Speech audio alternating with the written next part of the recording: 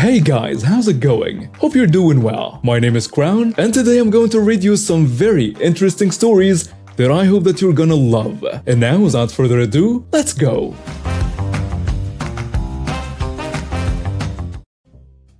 Maybe not truly malicious, but y'all probably need something wholesome. When I was a teenager, I worked at a certain fast food restaurant known for customer service. I used to work the drive-thru, I was a voice in the box, while also preparing drinks for the window. We've had people come through with all kinds of requests and grievances. One day, I was taking a woman's order and she added a bottle of water. The last time I ordered the bottle of water, it was warm. So please make sure you give me one that is cold this time. We keep the bottles in a fridge, but they get stocked from room temp. So I guess she got one that was recently stocked the last time. The lady is really upset about this, and she reminds me a few more times to make sure it's cold. Being a teen, I am mildly amused with myself when I decide to most certainly make sure her water is cold. I grab one of our extra large cups, fill it with ice and stuff the water bottle right in the middle. My co-worker at the window gives me a weird look, but I just tell her to go along with it. The lady comes to the window and my co-worker hands her the cup/ice/bottle contraption, and I'm feeling slightly smug until the lady starts ranting and raving about how this is customer service and how happy she is to know it will most certainly be cold and so on. She even ended up submitting feedback to the store about how great it was. At the end of the day, I am happy she got her cold water, even if it was in the most ridiculous way. One afternoon, I decided to walk to a strip mall from my apartment. I walked on the sidewalks along a neighborhood road that runs parallel to a very busy road.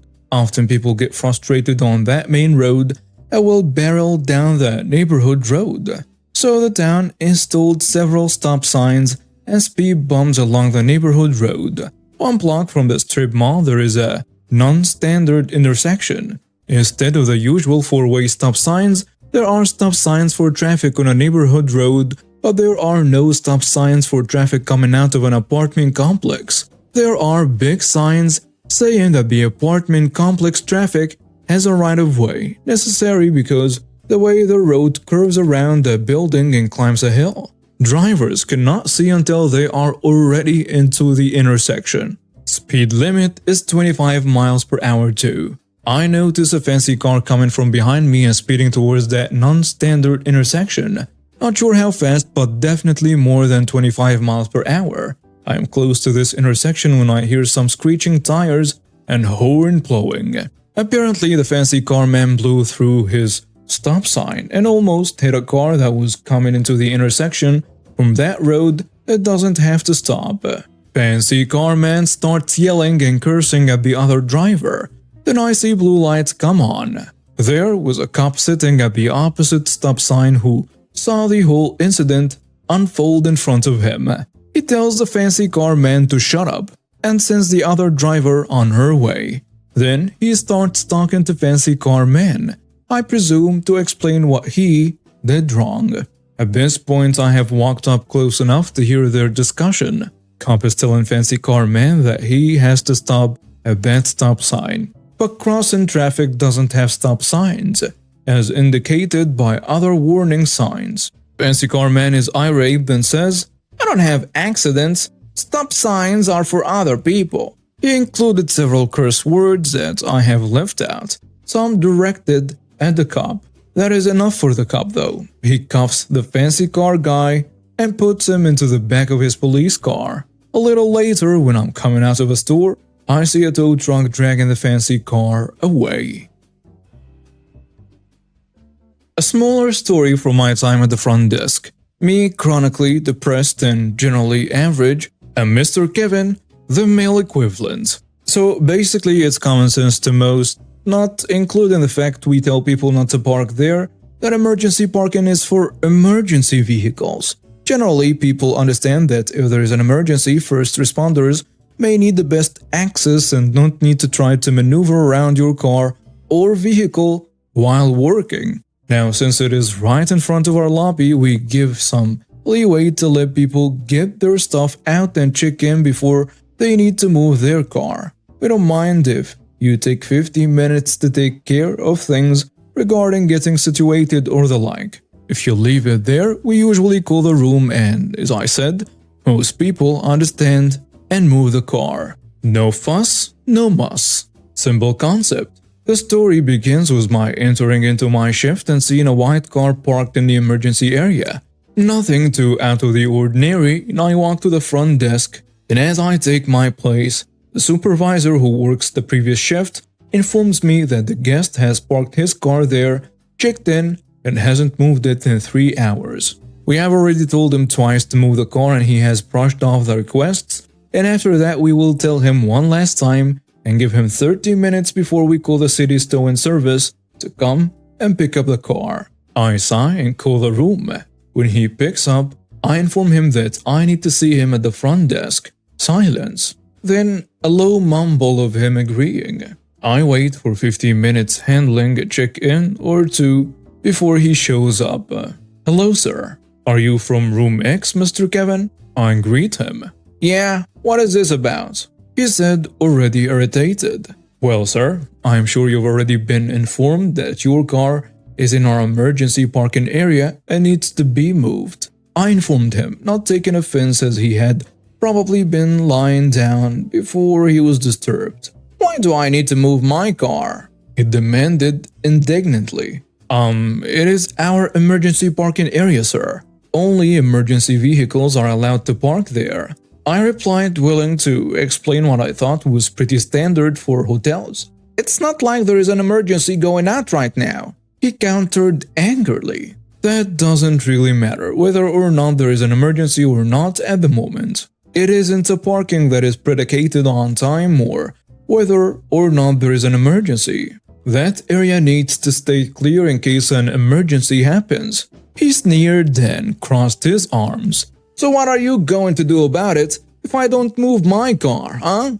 I frowned, but he should know the consequences. Well, I wait 30 minutes before I call the city to tow your car. You're not gonna tow my car. He laughed, already walking away. I level a flat look at him walking away. Alright, bet. I do wait the customary 30 minutes that I told him I would wait to see if he would heed my advice, and he doesn't come back. A small call and interaction with a tow truck driver later, and our emergency parking area is clear once again. When he returns, 3 hours later, he looks around the lot in confusion before realization dawns on his face, and he storms back in, scowling and ready to deck me. What did you do?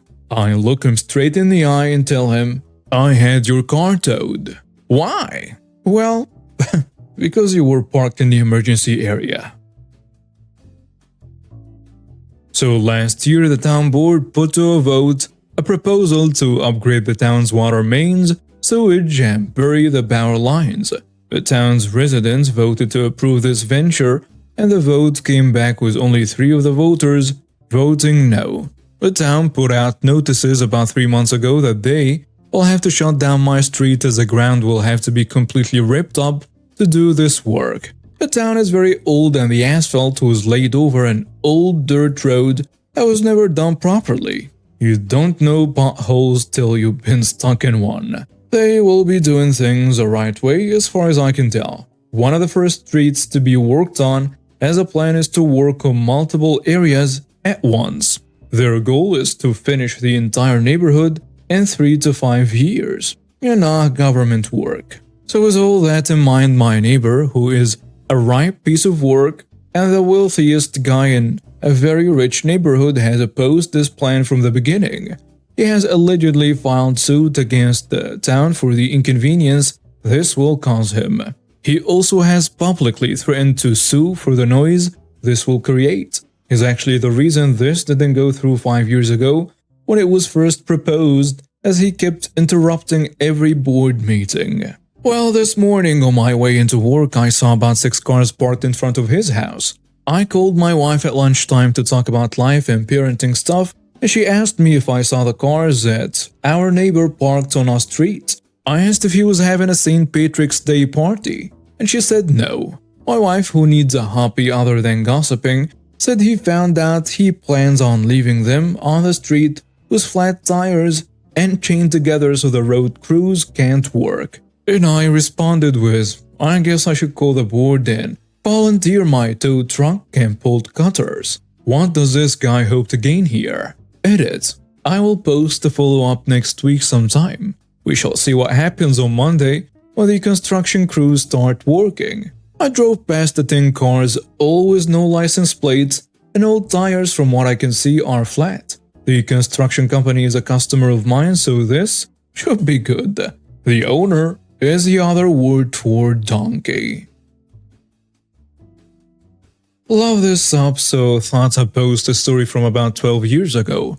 At university, I designed websites to make some extra cash and pay for tuition, rent, and so on. I got pretty good at it, and had a great network of clients around London, UK. One day I was introduced to a lady, we will call her Debbie, who ran an interior design agency in West London.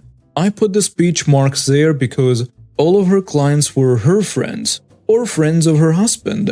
She was extremely wealthy, lived in a house on Warwick Avenue in Maida, and had a chauffeur on call. All of her money derived from her husband, who seemed very sketchy. She also had these 2 sons who just sat around the house all day smoking weed, despite being in their late 20s. Anyway, I designed a website for her which she was very pleased with. Her exact brief was, I want this website to show the best interior design service in London.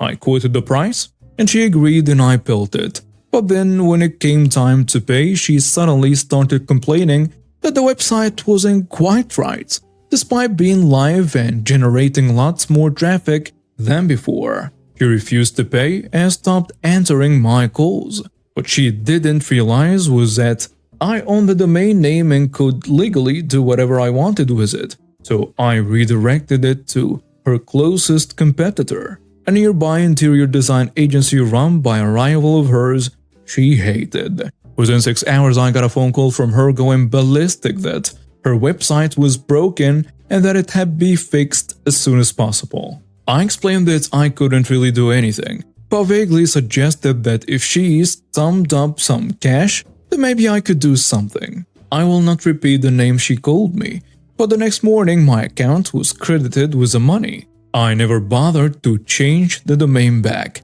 and blocked her number after that. The site is still live to this day. Generation X are here, and this is a story from my childhood. You know, the age of lapsy pills and back. Those little rotating triangle windows all smokers used as ashtrays. An auto AC is a fancy pants luxury. Family was on one of our epic visit the family on the other coast road trips, and I was most likely middle school age at the oldest. Definitely not a tween yet. Dad had a rule of all necessities were done when you stopped to fill up the car. The restroom, food, and drinks were all performed during the time it took to fill the fuel tank, but no drinks or food in a car. Between my sister and I, the words, "Are we there yet?" must have been spoken one too many times on this trip in particular. There is also a limited amount of time a child can nap or sit quietly in a car before pent-up energy causes a body to gyrate uncontrollably in time and space. There is also a limited amount of time a child can nap or sit quietly in a car before pent-up energy causes a body to gyrate uncontrollably in time and space. That says, the next time someone says, "Are we there yet?" I'll battle you black and blue. Misery like a wet blanket has landed in the back seat. No fussing, no arguing, and no apparent end to looking at passing fences posts out the window. These are the fun times of road tripping. The sun is setting, platters are full, stomachs growling, butts numb, and I'm at my breaking point. I say, "So, we got a ways to go yet, don't we?" Sister snickering cause I'm getting my butt whooped. Then an old sound comes from my mom, a barely contained and muffled sound of giggles. Dad gets ready to stop on the shoulder to give me my paddling and my mom saves me. Mom says, "Don't you dare." She didn't say the forbidden words. You know that mom tone that stops all in their tracks? Yep, that one. That groans and continues on. Mom's giggles continue for a while, then between giggles, the forbidden words fall from my lips. Are we there yet? Followed by full-blown laughing from her, and the pure disgruntlement of my dad is heard in the saddest dad groan that had ever fell on my young ears. I don't remember anything else from this trip, just the satisfaction and mom's unlimited glee. It also was the last family road trip when it was determined I was old enough to fly out east to visit family. Yes, a child could fly unaccompanied by an adult. We got our paperwork hung over our head in a translucent envelope, just a bigger version of our house keys. We boarded, first hang out in the cockpit while everyone else was loading, and received our own plastic wing spins to wear. And the flight crew would always sneak extra drink and snacks to you at the end of the flight if you behaved. The story recited and by some embellished by both parents, grandparents and sister a plethora of times over the years, 40-ish years, to the point of people thinking it's urban legend. Told at times to embarrass and others in way of warning. I've always looked upon it as a badge of creativity from my young, timid self. Punch Buggy is a classic road trip game. For those who don't know how the game works, while out on the road with your family/friends, you look for a Volkswagen Beetles. And when you spot one, you lightly punch the person next to you on their shoulder and call out Punch Buggy, or say the color. I played this game with my little sister all the time when our mom took us places. The only rule at the time was no punching the driver, which is reasonable. Then my sister started whining and complaining about me punching too hard, or just me punching her in general. I'd never severely harm her on purpose. I would stop before I accidentally left marks on her. It got to the point where one day my mom got sick of her whining, so she said, "That's it. No more playing Punch Buggy in a car." I shrugged, thinking that was no big deal. Then an idea came to me. No Punch Buggy in a car? Okay, Mom.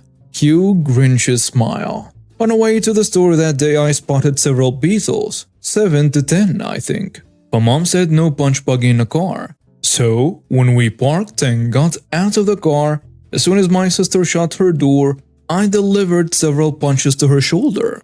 When I was done, I turned to my mom and she was glaring at me. I thought I said no more Punch Buggy.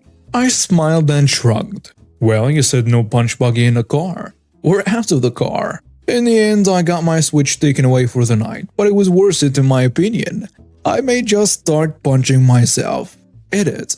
This might clear some things up since I'm getting slugged in the comments. My sister punched me as well whenever she saw a beetle. She just complained whenever I punched her. Also, I would never intentionally leave marks on her. Also, I changed the wording so it doesn't make it look like I abuse her. I love my sister to death. Really.